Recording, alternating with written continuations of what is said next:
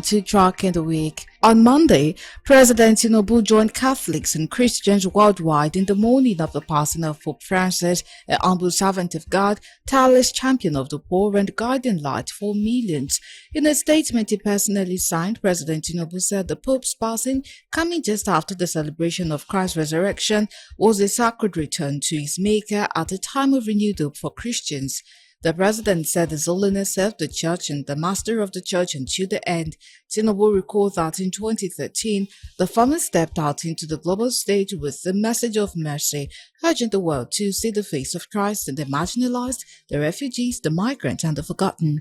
He challenged the powerful to act with justice, called nations to welcome the stranger, and reminded them that the common home this has is a gift everyone must protect for future generations. Also on Monday, the Senate of the Federal Republic of Nigeria announced the postponement in date of resumption of plenary sittings from April 29 to May 26, 2025.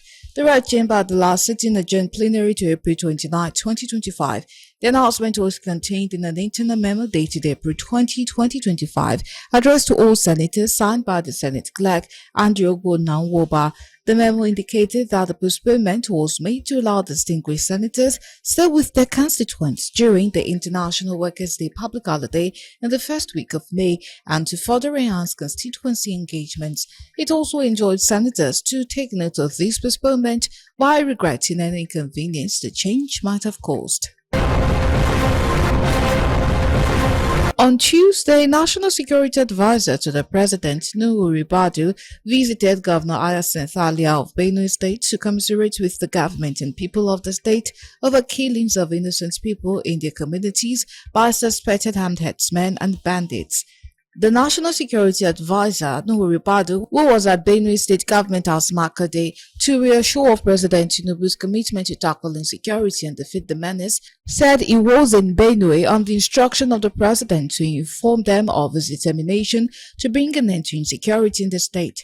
While commending the governor's effort to combat insecurity of the state, he warned those exploiting the situation for personal gain should cease from such actions. Also on Tuesday, President Tinubu planned to meet with service chiefs to discuss the rise in killings in Plateau, Benue, and other parts of the country on his return to Abuja for his 2 weeks working visit to Paris, the French capital.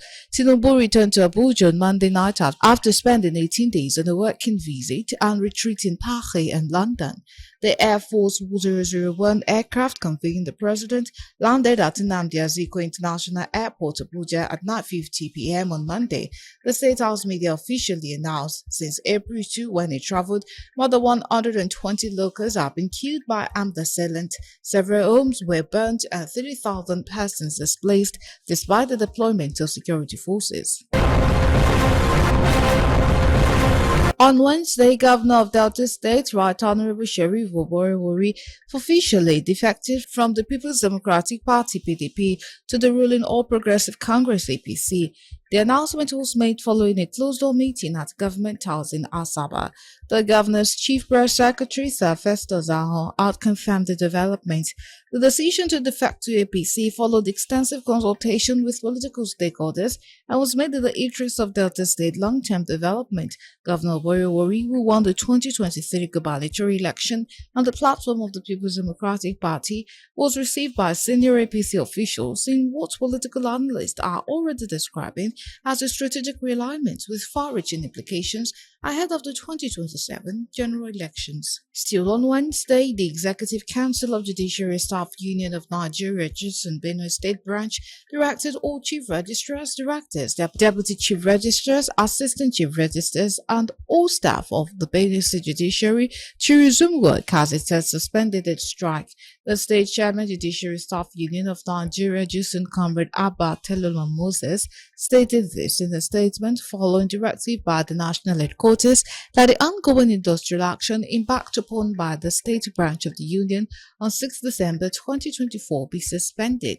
Benue State Judiciary staff had been on indefinite strike since December 6th as a result of state government failure to implement the new salary structure in line with prescribed gazetted judicial wages, which is different from other civil servants in the civil service.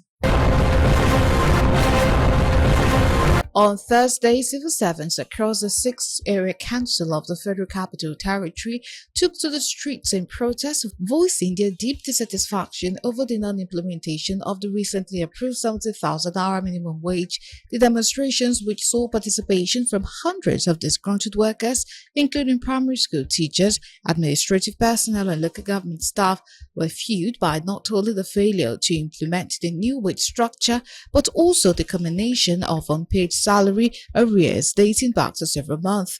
The protesting workers accused the FCT Minister Nyesom Wike of reneging on previously negotiated agreement, citing a consistent pattern of unfulfilled promises and a lack of accountability. Despite receiving repeated assurances from both local authorities and the FCT Minister, the workers claimed that meaningful action had not yet been taken. Still on Thursday, the 2025 Unified Tertiary Matriculation Examination officially commenced across Nigeria, with nearly 2 million candidates sitting for the exam at accredited computer-based test CBT centers at the Saskan School CBT Center in Maitama, Abuja. Candidates arrived early for the 7 a.m. session, with parents accompanying them for support. The JAMB supervisor, Dr. Emmanuel Adaji, confirmed the smooth exercise, noting that out of 200 expected candidates, only 11 were absent. He also commended the timely presence of NSCDC officers and the center's organization. He added that the UTME at the center continues until Monday, with multiple sessions daily. On Friday, the chairman of the Senate Committee on Tertiary Institutions and Hedge Funds, Senator Muntari Dandutse, commended the Joint Admissions and Matriculation Board (JAMB) for the smooth and well-organized conduct of the ongoing 2025 UTME across the country. Correspondent Koleojo reported that, speaking during an oversight visit to GSS Wuse Zone 3 Examination Center, Senator Dandutse noted that the examination was being conducted in batches due to a high number of candidates. According to him, 3 batches were scheduled for the day, with the first batch already completed and the second batch in the queue awaiting their turn. He praised JAMB for putting in place effective monitoring and security measures to ensure the integrity of the examination process. Lastly, on Friday, the sole administrator of Rivers State, Vice Admiral Ipokete Ibas, retired, appeared before the House of Representatives at the Committee on Rivers State Oversight in Abuja after missing 2 earlier invitations. During the session, Ibas apologized for his absence, attributing it to the pressing demands of managing the state under emergency and recent public holidays. He appealed to the committee for additional time to prepare a comprehensive report on governance and the current situation in Rivers State.